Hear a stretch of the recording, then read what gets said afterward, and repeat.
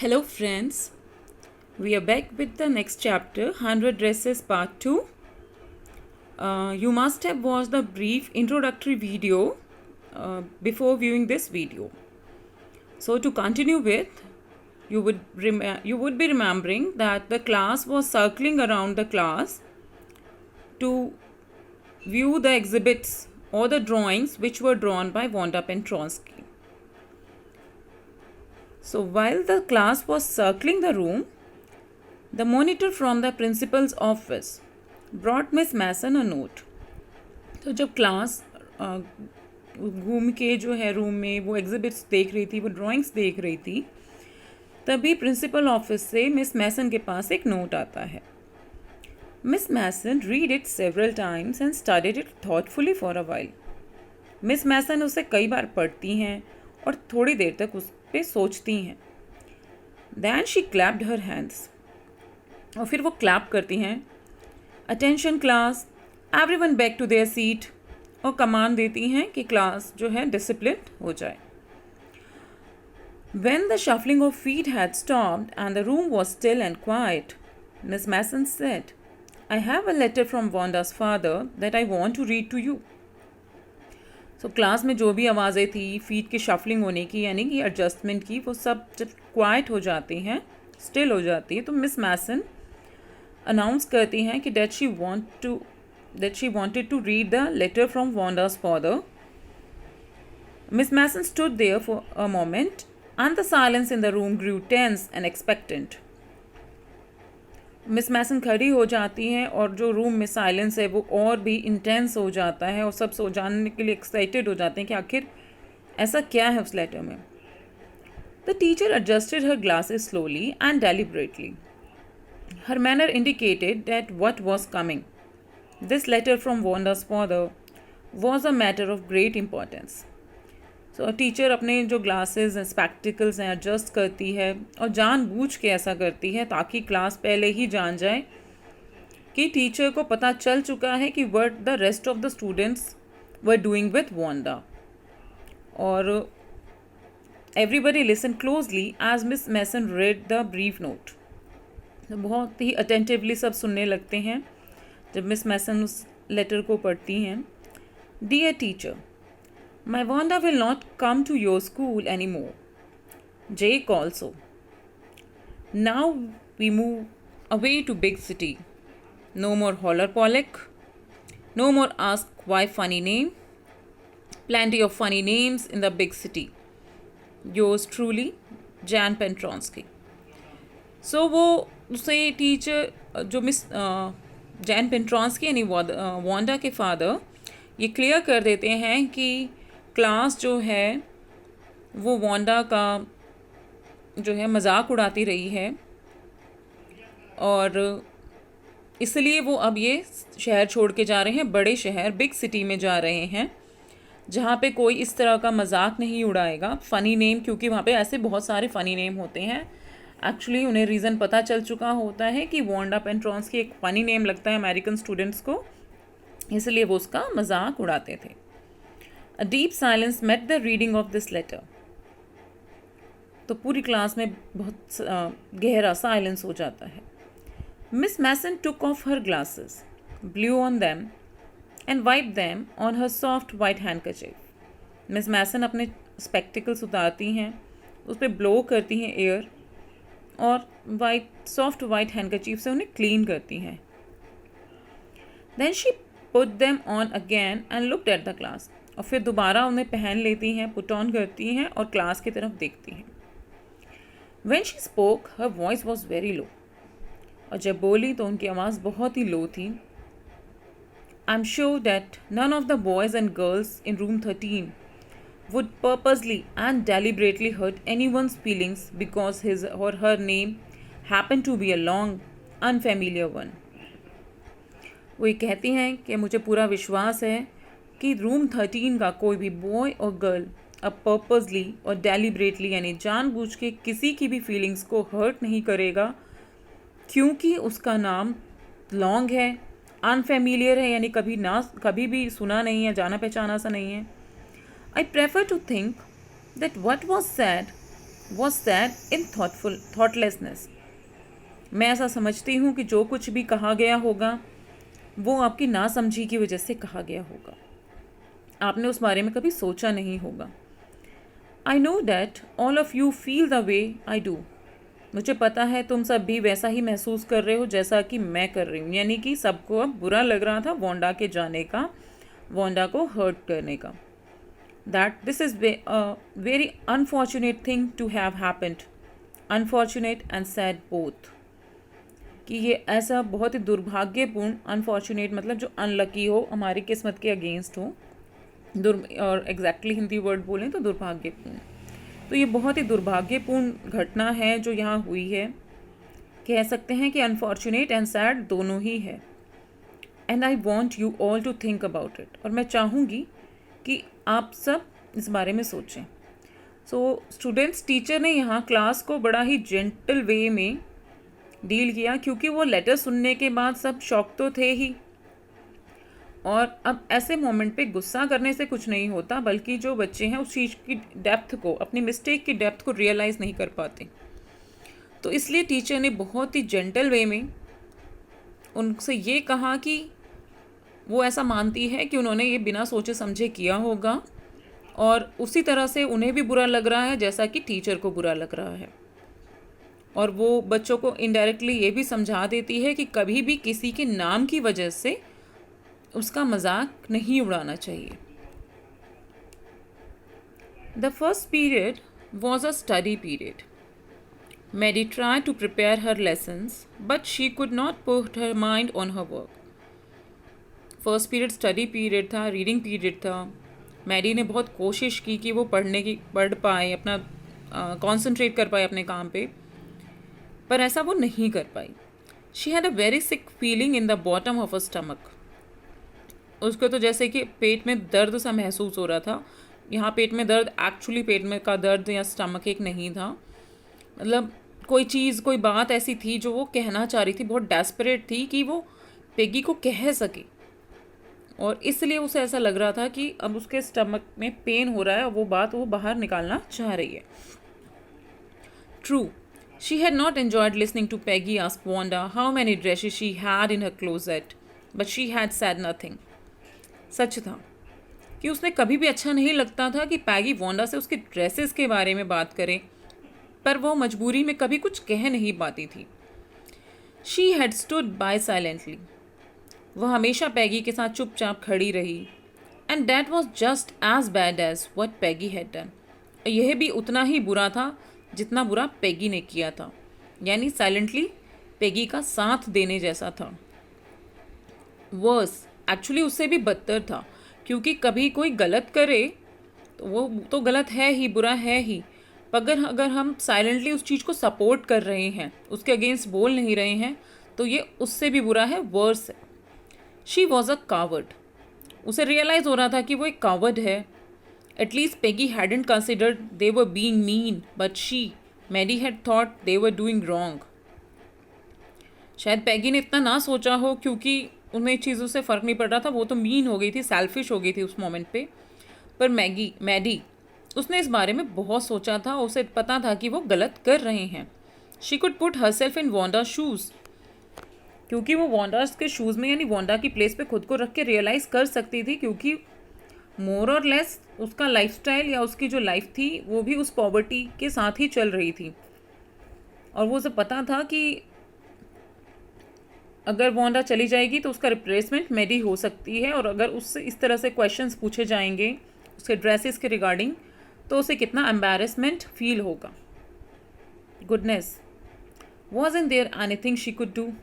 क्या ऐसा कुछ भी नहीं था जो मैडी कर सकती थी? If only she could tell Wanda she hadn't meant to hurt her feelings. कम से कम उसने वांडा से ही कहा होता कि वो उसकी फीलिंग्स को हर्ट नहीं करना चाहती। She turned around and stole a glance at Peggy. उसने मुड़ के पैगी की तरफ देखा, but Peggy did not look up. पर पैगी ने नज़र भी उठा के नहीं देखा। She seemed to be studying hard. ऐसा लग रहा था कि वो बहुत ही ध्यान से पढ़ रही है। Well, whether Peggy felt badly or not, she Maddie had to do something. तो मैडी ने सोचा कि पता नहीं पैगी को बुरा लग भी रहा है या नहीं, पर मैडी को कुछ करना चाहिए। She had to find Wanda Petronski. Maddie अब डिटर्मिन थी कि उसे वांडा पेट्रॉन्स्की को ढूंढना ही है। Maybe she had not yet moved away.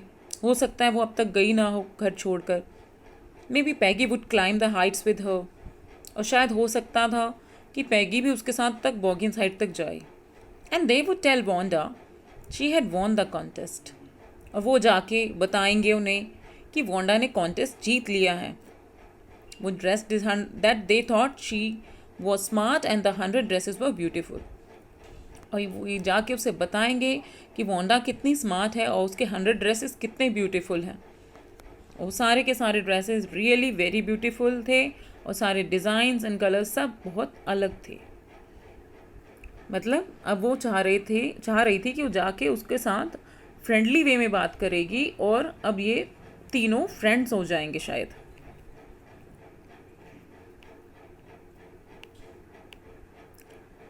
When school was dismissed in the afternoon, Peggy said, with pretended casualness, "Hey, let's go and see if that kid has left town or not." अब actually क्या है कि Peggy जो है realise तो कर चुकी है अपनी मिस्टेक को, पर वो ये कहना नहीं चाहती कि उसे बहुत बुरा लग रहा है, उसने वांडा के साथ जो किया है वो गिल्ट से भरी हुई है। सो इसलिए वो प्रिटेंडेड वे में कहती है, कैजुअलनेस के साथ कहती है, ये चल के देखते हैं ना कि वो लड़की जो है वो शहर छोड़ के गई या नहीं गई। पर एक्चुअली वो क्या चाहती थी?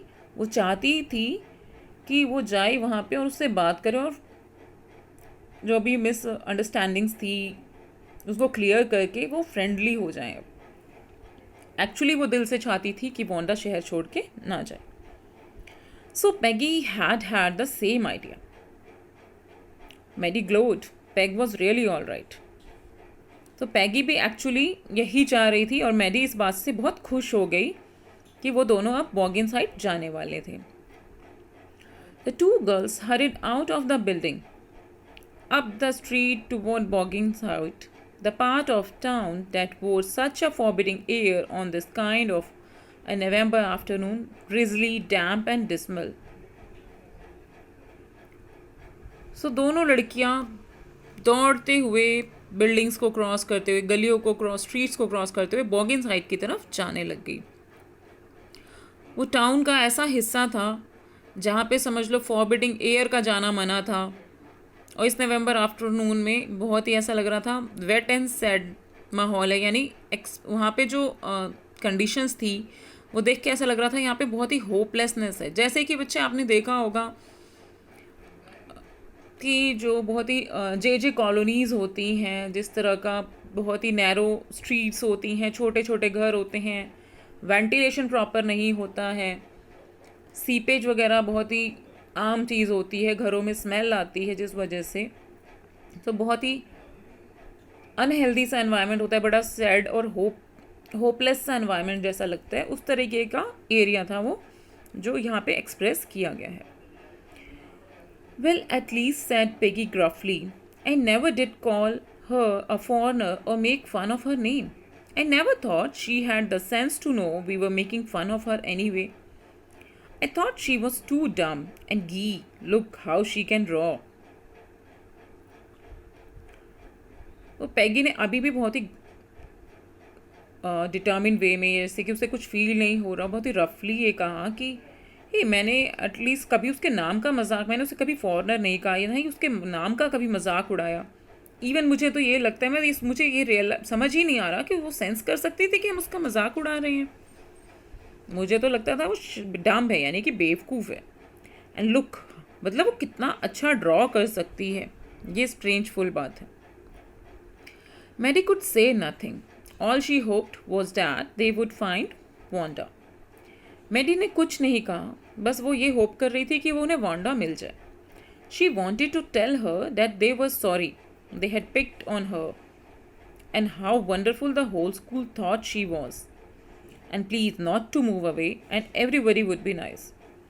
वो बस वांडा से जाके यही कहना चाहती थी कि उन्होंने उसे टीज़ किया, उसके लिए बहुत सॉरी हैं, और सारा स्कूल ये जान के सोच के बहुत खुश है, सरप्राइज़ है कि वो कितनी वंडरफुल स्टूडेंट है और वो रिक्वेस्ट करना चाहेगी कि वो ये शहर छोड़ के ना जाए और हर कोई उसके साथ अब फ्रेंडली रहेगा, नाइस वे में बिहेव करेगा। तो ये सारे थॉट्स मैडी के माइंड में चल रहे थे।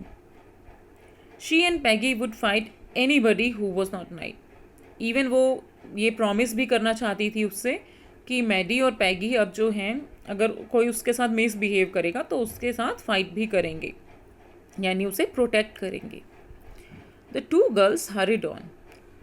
दे hope to get to the top of the hill before dark. दोनों गर्ल्स बहुत ही हरिडली जा रही थी और वो ऐसी होप कर रही थी कि इवनिंग होने से पहले, डार्कनेस आने से पहले वो उसके एड्रेस तक, उसके घर तक पहुंच जाए। I think that's where the Petronskis live, said Mary pointing to a little white house. तो एक छोटे से वाइट हाउस की तरफ पॉइंट आउट करते हुए मैरी ने कहा कि शायद ये वही घर है जहाँ पेट्रॉन्स्की रहते हैं। Wisp of old grass stuck up here and there along the pathway like thin kittens. रास्ते में बड़ी बड़ी सी घास उगी हुई थी जो छोटी छोटी किटन्स की अपीयरेंस दे रही थी, जैसे रास्ते में किटन्स रास्ता काट जाते हैं उस तरह से, मतलब वो रास्ते को हिंडर कर रही थी। The house and its sparse little yard looked shabby but clean. तो वो छोटा सा घर और उसके आसपास का वो छोटा सा यार्ड बहुत ही शैबी था, यानी ब्यूटीफुल नहीं था, मेंटेन्ड नहीं था। हाँ, पर साफ था, गंदगी नहीं थी वहाँ। It reminded Maddie of Wanda's one dress, her faded blue cotton dress, shabby but clean. तो उसके घर और यार्ड को देख के मैडी को वांडा की वो एक ड्रेस याद आ गई, वही ब्लू फेडेड ड्रेस जो शैबी लगती थी क्योंकि वो फेड हो गई थी, पुरानी हो गई थी, पर स्टिल वो क्लीन होती थी। तो वैसे ही वांडा का घर था। There was not a sign of life about the house. लग रहा था वहाँ शायद कोई भी नहीं था। Peggy knocked formally on the door but there was no answer. Peggy ने डोर पे नॉक किया पर कोई भी आंसर, कोई भी रिप्लाई नहीं मिला क्योंकि शायद घर में कोई भी नहीं था। She and Maddie went around to the backyard and knocked there. वो पीछे की तरफ भी गए घर के और वहाँ से नॉकिंग की। Still there was no answer. फिर भी कोई जवाब नहीं मिला। There was no doubt about it. The Petronskis were gone. अब इस पे कोई शक नहीं था कि पेट्रॉन्स्की जा चुके थे। How could they ever make amends? अब वो दोनों सोच में पड़ गए कि वो अपनी इस amend मतलब गलती को सुधारना, तो वो अपनी इस गलती को कभी क्या सुधार भी पाएंगे या नहीं, क्योंकि एक्चुअली दोनों गिल्ट से भरे हुए थे और बहुत ही डेस्परेटली उसे सॉरी बोलना चाहते थे, उससे फ्रेंडली होना चाहते थे, अमेंडमेंट्स करना चाह रहे थे अपनी मिस्टेक्स के लिए। तो अब वो इस सोच में पड़ गए कि क्योंकि अब वो जा चुके हैं, वो इवन दोनों ये भी नहीं जानते कि पेट्रॉन्स्की कहाँ चले गए हैं, कोई एड्रेस नहीं है, कोई कांटेक्ट नहीं है, तो कैसे कांटेक्ट करेंगे और कैसे अपनी मिस्टेक्स को अमेंड करेंगे। They turn slowly and made their way back down the हिल। तो एक्चुअली क्या होता है, जब हम बहुत ही एक्साइटेड होते हैं ना तो हमारी मूवमेंट बहुत ही हरिड होती है। तो जैसे जब वो क्योंकि बॉगिन साइड की तरफ जा रहे थे तो वो दिल से बहुत खुश थे, वो जानते थे कि वो एक अच्छा काम करने जा रहे हैं, तो इसलिए वो बहुत ही हरिडली जा रहे थे।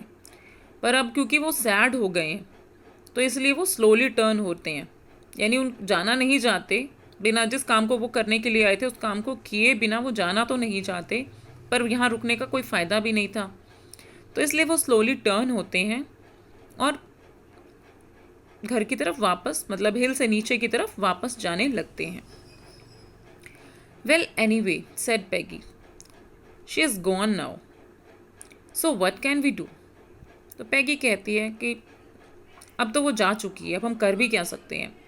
Besides, when I was asking her about all her dresses, she probably was getting good ideas for her drawings. बल्कि एक्चुअली हो ये रहा था, वो अपने आप को शायद पैगी कंसोल करने की कोशिश करती है इस बात को कहते हुए कि जब मैं उससे उसके ड्रेसेस के बारे में बात करती थी तो उसको और आइडियाज़ मिलते थे कि वो अपनी ड्राइंग्स को कैसे ड्रॉ करें, क्योंकि हो सकता है जो भी वो डिस्क्रिप्शन देती थी उस टाइम पे वांडा कि उसकी एक ड्रेस ऐसी है, दूसरी ड्रेस ऐसी है, जो भी वो एक्सप्लेनेशन देती थी, हो सकता है वो घर जाने के बाद उसी तरीके के स्केचेस करती हो। She might not even have von the contest otherwise. और पैगी को लगता है कि उसने ये जो फ़न गेम खेला उसके साथ ड्रेसेस का, अगर उसने नहीं खेला होता तो शायद वो कॉन्टेस्ट जीत भी नहीं पाती, क्योंकि वो शायद इतनी सारी ड्रेसेस डिज़ाइन ही नहीं करती। Maddie turned this idea carefully over in her head, for if there were anything in it, she would not have to feel so badly. पर मैडी जो है वो इस आइडिया से अग्री नहीं करती और कहती है कि अगर ऐसा कुछ भी नहीं था तो उसे इतना बुरा फील करने की ज़रूरत ही नहीं है। But that night she could not get to sleep. She thought about Wanda and her faded blue dress and the little house she had lived in. बस उस रात वो सो नहीं पाई। उस रात पैगी सो नहीं पाई क्योंकि एक्चुअली वो किसी को एक्सप्रेस नहीं कर रही है अपना गिल्ट, बल्कि वो दूसरे लॉजिक्स रीजंस दे रही है कि उसके साथ वोंडा के साथ जो भी किया उसकी वजह से एक पॉजिटिव आउटकम मिला है। और पर वो वोंडा के बारे में भूल नहीं पा रही, उसी के बारे में सोच रही है, उसकी उस ब्लू फेरी ड्रेस के बारे में सोच रही है। और अब तो उसने उसका घर भी देख लिया, छोटा सा वो घर जिसमें वो रहती थी। The house was also faded in the same way as the dress. And she thought of the glowing picture those 100 dresses made. और फिर उसके दिमाग में वो सारे चमकते हुए ड्रेसेस की इमेजेस आती हैं, जो 100 ड्रेसेस के स्केचेस उसने बनाए थे, जो सारे के सारे क्लास में लाइंड अप थे. At last Maddie sat up in bed and pressed her forehead tight in her hands and really thought. Last में मैडी जो है परेशान होकर बेड में बैठ जाती है, अपना सर पकड़ के कुछ सोचने लगती है, टाइटली पकड़ लेती है क्योंकि वो उन सारे थॉट्स को अपने दिमाग से निकालना चाहती थी. This was the hardest thinking she had ever done. After a long time she reached an important conclusion. और बहुत देर सोचने के बाद एक इम्पॉर्टेंट कंक्लूजन पे वो पहुंचती है. She was never going to stand by and say nothing again. वो एक इम्पॉर्टेंट डिसीज़न लेती है कि अपनी लाइफ में कभी भी वो गलत चीज़ के साथ, गलत एक्शन के साथ स्टैंड नहीं करेगी और ऐसा इस तरह से साइलेंटली उसे सपोर्ट भी नहीं करेगी. जो हमारी लाइफ में कभी कुछ इम्पॉर्टेंट होता है, ऐसा कोई इंसिडेंट होता है जिससे हम अंदर तक हिल जाते हैं, हम सोचने पे मजबूर हो जाते हैं और हम उस तरीके से, अगर हमें लगता है कि हमारी लाइफ में ये हम गलत एक्शन कर रहे थे या इस पार्ट पे हम गलत थे, तो हम अपने उस बिहेवियर को वहाँ पे अमेंड करते हैं. तो ऐसा ही मैडी ने किया. उसने उस साइलेंट सपोर्ट को विड्रॉ करने का डिसीजन लिया. If she ever heard anybody picking on someone because they were funny looking और because they had strange names, she would speak up. उसने डिसीजन लिया कि अगर उसने कभी भी अब किसी को टीज करते हुए पाया, किसी को जस्ट बिकॉज कि उसके लुक्स फ़नी हैं या उसका नाम अजीब है, तो वो इस चीज़ को इंटरप्ट करेगी, रोकने की कोशिश करेगी, even if meant losing Peggy's friendship. और चाहे अब उसको इसके लिए पैगी की फ्रेंडशिप ही क्यों ना खोनी पड़े, पर वो गलत का साथ नहीं देगी. She had no way of making things right with Wanda. अब उसके पास कोई भी ऐसा रास्ता नहीं बचा था कि वो वोंडा के साथ अमेंडमेंट कर सके. But from now on she would never make anybody else that unhappy again. पर उसने अब ये डिसीज़न ले लिया था कि आज के बाद वो अब किसी और को उस तरीके से अनहैप्पी नहीं करेगी कि जिसके लिए उसे ज़िंदगी भर पछताना पड़े. On Saturday Maddie spend the afternoon with Peggy. Saturday को मैडी और पैगी साथ ही थे. They were writing a letter to Wanda Pentronsky. It was just a friendly letter telling about the contest and telling Wanda she had won. वो सिर्फ एक friendly letter था जिसमें उन्होंने बताया उसको कि वो कॉन्टेस्ट जीत चुकी है. They told her how pretty her drawings were. उन्होंने उसकी ड्राइंग्स की भी तारीफ़ की. And they asked her if she liked where she was living and if she liked her new teacher. और उन्होंने पूछा भी कि अब वो कहाँ रह रही है और उसे क्या न्यू टीचर उसे पसंद है या नहीं पसंद है. यानी अब वो उसके बारे में, उसकी लाइफ के बारे में जानना चाह रहे थे. They had meant to say they were sorry but it ended up with they are just writing a friendly letter. वो एक्चुअली दिल से तो सॉरी कहना चाह रहे थे, पर उन्होंने जस्ट फ्रेंडली लेटर लिख के, यानी सिर्फ उसके बारे में पूछ के उस लेटर को एंड कर दिया। The kind they would have written to any good friend, उस तरीके का लेटर जो हम किसी अपने अच्छे दोस्त को लिखेंगे। They signed it with lots of x for love. They mailed the letter to Boggins Heights writing please forward on the envelope. उन्होंने लेटर जो है बेगिन्स हाइट तक भेज दिया कि, और उस पर मैंशन कर दिया कि इसे प्लीज़ फॉरवर्ड कर दें। क्योंकि उनको एग्जैक्ट एड्रेस तो पता नहीं है, तो उन्होंने पेट्रॉन्स्की के पुराने एड्रेस पे वो लेटर भेजा और वहाँ पे मेंशन कर दिया please forward. Days pass and there was no answer but the letter did not come back. दिन बीतते गए पर कोई रिप्लाई नहीं आया। So maybe Wanda had received it, और लेटर भी वापस नहीं आया, तो उन्हें ये होप थी कि हो सकता है कि वांडा ने लेटर रिसीव कर लिया होगा। Perhaps she was so hurt and angry she was not going to answer. और उन्हें ये ऐसा लग रहा था क्योंकि उन्होंने बहुत हर्ट किया था वांडा को, तो वो हो सकता है बहुत हमसे नाराज़ होगी और इसलिए उस लेटर को रिप्लाई नहीं दे रही होगी। यू कुड नॉट ब्लेम हर। अब एक्चुअली इस बात के लिए वांडा को भी पूरी तरह से ब्लेम नहीं किया जा सकता कि वो रिप्लाई नहीं दे रही। Weeks went by and still Wanda did not answer. हफ्ते बीत गए पर वांडा का कोई रिप्लाई नहीं आया। Peggy had begun to forget the whole business and Maddie put herself to sleep at night, making speeches about Wanda, defending her from great crowds of girls who were trying to tease her with how many dresses have you got. Peggy इस incidents को, इस पूरे किस्से को अब भूलने लग गई धीरे धीरे, और मैडी भी अब रात को सो जाती थी, कोशिश करने लगी, पर हाँ वो स्पीचेस करती रहती थी, यानी शायद सपने में बोलती रहती थी कि वो वांडा को जैसे प्रोटेक्ट कर रही हो। बहुत बड़ा क्राउड है गर्ल्स का जो वांडा को टीज़ कर रहा है कि उसकी ड्रेसेस कितनी हैं नहीं हैं, और मैडी जो है उसे डिफेंड कर रही है, कुछ बोल रही है। और ऐसा ही सोचते सोचते, क्योंकि वो सोती थी तो नींद में भी ऐसी ही बातें बोलती रहती थी। And before Wanda could press her lips together in a tight line, the way she did before answering, Maddie would cry out, "Stop!" और जब एक्चुअली वांडा जो परेशान हो जाती थी, कोई जवाब नहीं दे पाती थी, तो अपने लिप्स को प्रेस करती थी। तो ऐसे करने से पहले ही मैडी शाउट कर देती थी कि स्टॉप, कोई कुछ नहीं करेगा। Then everybody would feel ashamed the way she use to feel, और तब सब उसी वे में अशेम्ड फील करते हैं जिस तरीके से मैडी को फील होता था। Now it was Christmas time and there was snow on the ground. अब क्रिसमस का टाइम था और चारों तरफ स्नो थी। Christmas bells and a small tree decorated the classroom. On the last day of school before the holidays, the teacher showed the class a letter she had received that morning. तो छुट्टियां होने से पहले, यानी Christmas की छुट्टियां होने से पहले जो है, टीचर ने एक लेटर दिखाया स्टूडेंट्स को जो उस मॉर्निंग ही उन्हें मिला था।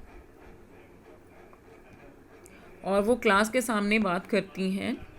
You remember Wanda Petronski, the gifted little artist who won the drawing contest?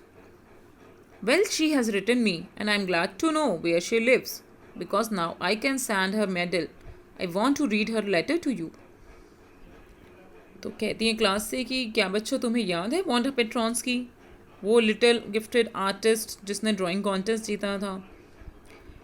Well, उसने एक लेटर मुझे लिखा है और मैं बहुत खुश हूँ ये जान के कि वो कहाँ रहती है, क्योंकि अब मैं उसको उसका मेडल भेज पाऊँगी, और मैं उसका ये लेटर आप सबको पढ़ के सुनाना चाहती हूँ। The class set up with a sudden interest and listen intently. तो क्लास बहुत ही केयरफुली सुनने के लिए बैठ जाती है। Dear miss Mason, how are you and room 13, आप कैसी हैं और रूम 13 कैसा है, यानी वो सारे स्टूडेंट्स के बारे में पूछती है। Please tell the girls they can keep those 100 dresses because in my new house I have 100 new ones all lined up in my closet. तो गर्ल्स को प्लीज़ कहिए कि वो उन 100 ड्रेसेस में से वो जो चाहें वो ले सकती हैं, क्योंकि मेरे नए घर में मेरे पास 100 न्यू ड्रेसेस हैं all lined up in my closet. I would like that girl Peggy to have the drawing of the green dress with red trimming and her friend Maddie to have the blue one. So 2 particular drawings वो mention करती है जो उसने Peggy और Maddie के लिए बनाई हुई हैं कि वो ड्रेसेस जो हैं वो जो स्केचेस हैं वो पेगी और मैडी को दे दिए जाएं. For Christmas, I miss that school and my new teacher does not equalize with you. Merry Christmas to you and everybody. और इस क्रिसमस पे मैं अपना वो पुराना स्कूल मिस कर रही हूँ और मेरी जो न्यू टीचर हैं वो आपके आसपास भी नहीं है. और फिर मैरी क्रिसमस सबको विश करते हुए वो अपना लेटर एंड कर देती है. On the way home from school Maddie and Peggy held their drawings very carefully. वापस जाते हुए मैडी और पेगी ने अपनी ड्राइंग्स को बड़ा ध्यान से पकड़ रखा था. All the houses had wreaths and holly in the windows. Outside the grocery store, hundreds of Christmas trees were stacked, and in the window, candy peppermint sticks and cornucopias of shiny transparent paper were strung. यानी पूरे शहर में सबके घरों में Windows में Christmas trees में decoration है, कैंडीज़ लटक रही हैं उससे, और गिफ्ट ट्रांसपेरेंट पेपर्स हैं जो आसपास उसमें डेकोरेशन के लिए लगाए गए हैं. The it smelled like Christmas and light shining everywhere. यानी पूरे एनवायरनमेंट में सिर्फ क्रिसमस की ही फ्रेगरेंस है, यानी सब क्रिसमस के को सेलिब्रेट करने में खोए हुए थे और बहुत खुश थे. And light shining everywhere reflected different colours on the snow. और क्योंकि लाइट्स का भी डेकोरेशन था तो स्नो पे अलग अलग कलर्स रिफ्लेक्ट हो रहे थे. Boy said Peggy, this shows she really likes us. तो पेगी मैरी से कहती है कि इससे पता चलता है कि वो हमें कितना पसंद करती थी. It shows she got hour later and this is her way of saying that everything's all right and that's that.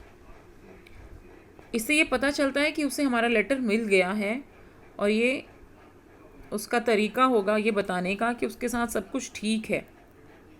I hope so said Maddie sadly. Maddie बहुत सैड थी. उसने कहा कि वो ऐसा ही सोचती है, काश ऐसा ही हो. She felt sad because she knew she would never see the little tight-lipped polish girl again and couldn't ever really make things right between them.